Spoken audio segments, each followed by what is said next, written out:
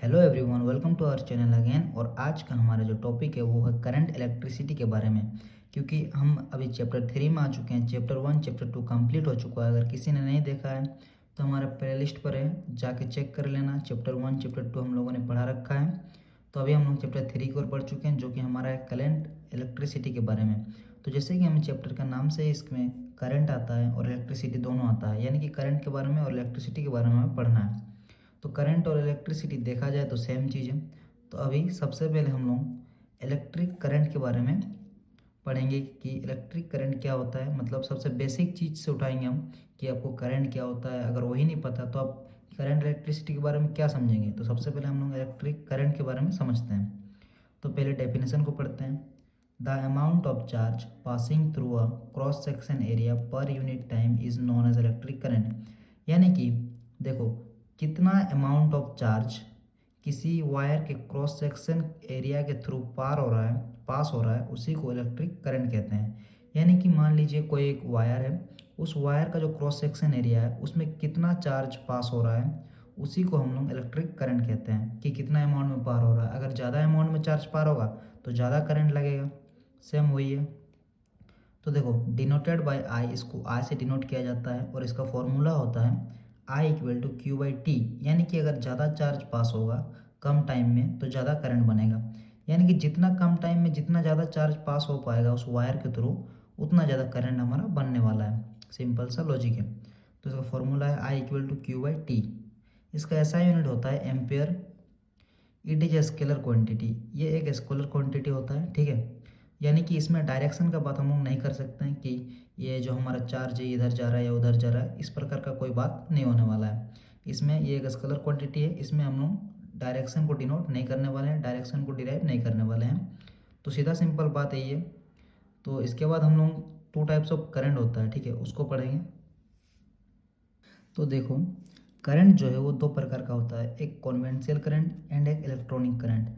तो एक कॉन्वेंशियल और दूसरा इलेक्ट्रॉनिक, इन दोनों को अभी हम लोग थोड़ा विस्तार से समझेंगे, थोड़ा मतलब डीपली समझने का कोशिश करेंगे कि कॉन्वेंशियल करंट क्या होता है और इलेक्ट्रॉनिक करंट क्या होता है। तो पहला हम लोग कॉन्वेंशियल करंट को देखते हैं।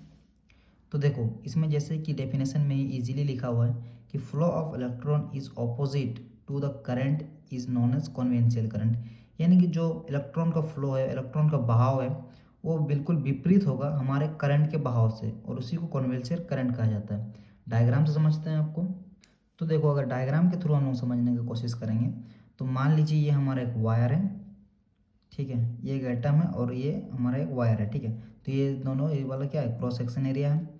और यहाँ से ये वाला जो है ये करंट का बहाव है इधर, एंड ये इलेक्ट्रॉन का बहाव है इधर, ठीक है। ये पॉजिटिव पार्ट है, ये एटम है। तो एटम में दो चीज़ रहता है, एक इलेक्ट्रॉन और एक प्रोटॉन, एक नेगेटिव पार्ट एक पॉजिटिव पार्ट, यही रहता है। तो मान लीजिए इसको हम लोग एक बैटरी से यहाँ पर कनेक्ट कर दिए हैं, ठीक है। तो इधर एक प्लस आया, इधर एक माइनस आया। तो यहाँ से इस एटम से जितना भी इलेक्ट्रॉन जो है वो इधर को और फ्लो करेगा, क्योंकि प्लस जो है वो नेगेटिव को अपनी ओर अट्रैक्ट करेगा। तो ये इधर आएगा, और जो पॉजिटिव पार्ट है एटम का वो नेगेटिव की ओर जाएगा, क्योंकि नेगेटिव और पॉजिटिव में अट्रैक्शन होगा। तो ये इधर आ जाएगा और ये इधर आ जाएगा। देखो, दोनों चीज़ जो है, दोनों चार्ज जो है वो विपरीत दिशा में फ्लो कर रही है। तो इसी को कॉन्वेंशियल करंट कहा जाता है। यानी कि इलेक्ट्रॉन दूसरा दिशा में फ्लो करेगा और जो हमारा करंट है वो दूसरा दिशा में बनेगा। यानी कि इलेक्ट्रॉन जिधर बन रहा है उसका बिल्कुल ऑपोजिट में हमारा करंट बनेगा। तो इसी को कॉन्वेंशियल करंट कहा जाता है। इसके बाद हम लोग दूसरा देखेंगे इलेक्ट्रॉनिक करंट के बारे में कि इलेक्ट्रॉनिक करंट क्या होता है। तो इसमें देखो, the flow of electrons and current are in same direction is known as electronic current. यानी कि इसमें बिल्कुल कन्वेंशियल करंट के विपरीत है, यानी कि उसका बिल्कुल ऑपोजिट। इसमें जो है, इसमें इलेक्ट्रॉन का बहाव और करंट का बहाव दोनों सेम डायरेक्शन में होता है। उसमें क्या था कि इलेक्ट्रॉन हमारा दूसरा डायरेक्शन में जा रहा था और हमारा जो करंट था वो दूसरा डायरेक्शन में बन रहा था। बट इसमें क्या होता है, हमारा जो इलेक्ट्रॉन है और हमारा जो करंट है वो दोनों का फ्लो, उसका बहाव सेम डायरेक्शन में होता है, और इसी को इलेक्ट्रॉनिक करंट कहा जाता है। यानी कि इसमें क्या होता है कि इलेक्ट्रॉन जिस दिशा में जा रहा है करंट भी उसी दिशा में बन रहा है। और उसमें क्या हो रहा था कि इलेक्ट्रॉन अगर इस दिशा में जा रहा है तो करंट हमारा इस दिशा में बनेगा, उल्टा, बिल्कुल उल्टा। बट इसमें क्या है, इसमें सेम डायरेक्शन में है। तो यही हमारा कॉन्वेंशियल करंट और इलेक्ट्रॉनिक करंट में अंतर है। बाकी हम करंट को समझ चुके हैं कि जितना भी किसी वायर में जितना चार्ज कम टाइम में फ्लो होगा, कम टाइम में पास होगा क्रॉस सेक्शन एरिया में, उतना हमारा ज़्यादा करंट बनेगा। यानी कि वो बिल्कुल चार्ज के ऊपर डिपेंड करता है करंट। जितना ज़्यादा चार्ज बढ़ेगा, जितना ज़्यादा चार्ज पास होगा, उतना ज़्यादा करंट बनेगा।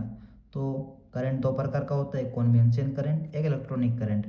और कन्वेंशनल करंट में क्या होता है, इलेक्ट्रॉन और करंट का डायरेक्शन ऑपोजिट होता है, और इलेक्ट्रॉनिक में सेम होता है। बस ये 3 टॉपिक हम लोग आज पढ़े, आज कवर किए हैं। अगले वीडियो में और ज़्यादा करेंगे, धीरे धीरे हम लोग चैप्टर 3 को भी कंप्लीट कर देंगे। तो मिलते हैं, तब तक के लिए थैंक यू।